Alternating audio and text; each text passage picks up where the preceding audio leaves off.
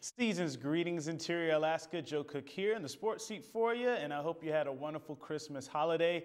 It's Wednesday, and here's what we got for you in sports. Today, we start off with a series of the top sports stories that happened in and around the Interior during 2012. We'll take a look back at a few of these events every day until New Year's Eve. The stories selected are in no particular order, and today we start with a changing of the guard in the Nanook Athletic Department. After 7 years of service, Forrest Carr stepped down in May to become the athletic director at Northern Michigan of the CCHA.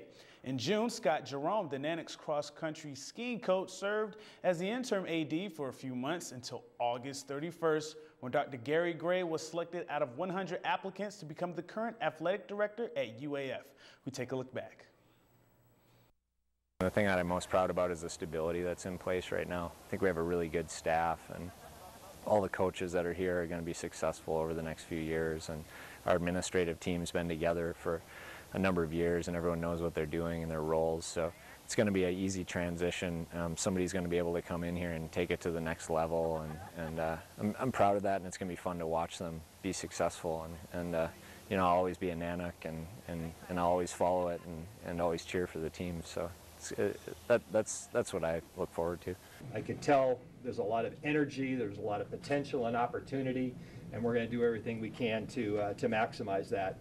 Coming from another GNAC school, Montana State University Billings, where I've been a long time, I'm definitely familiar with this great university and the wonderful tradition of Nanook athletics. In fact, my familiarity goes back as far as the mid-'80s.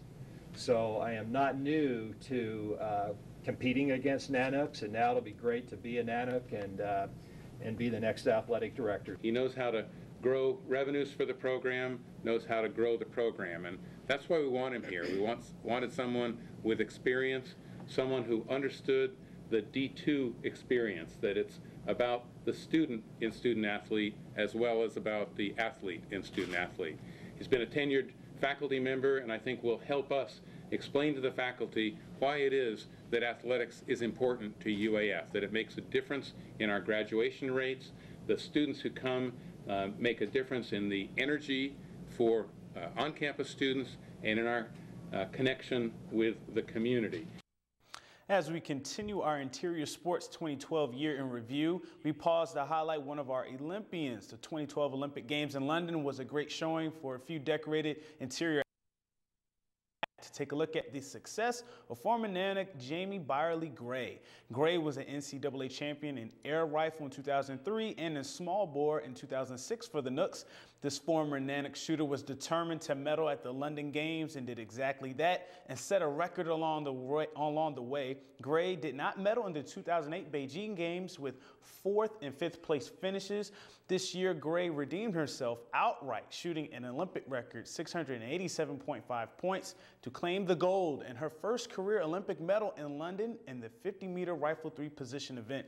Gray talked about her last shot and the feeling of being an Olympic champion. I've worked on that last shot for a long time. Of course, in Beijing, I had not such good luck, and I've worked for 4 years just trying to take that last shot over and over again. And yeah, after the 8.9, I knew, it's not the end of the world. It was still, I still had a little bit of a lead, so I just focused on the next shot. I didn't even worry about it. Just threw it out, and okay, time to move on, and it worked. Words just can't even describe it. It's just amazing to be standing on the podium and your flag is being raised in the middle. It's awesome. And finally tonight, as most of you were eating and exchanging gifts, there was NBA action on TV. If you fell asleep after that last cup of eggnog, here are the NBA Christmas Day final scores. Boston, they handled the Nets with Paul Pierce leading the C's with 10 assists.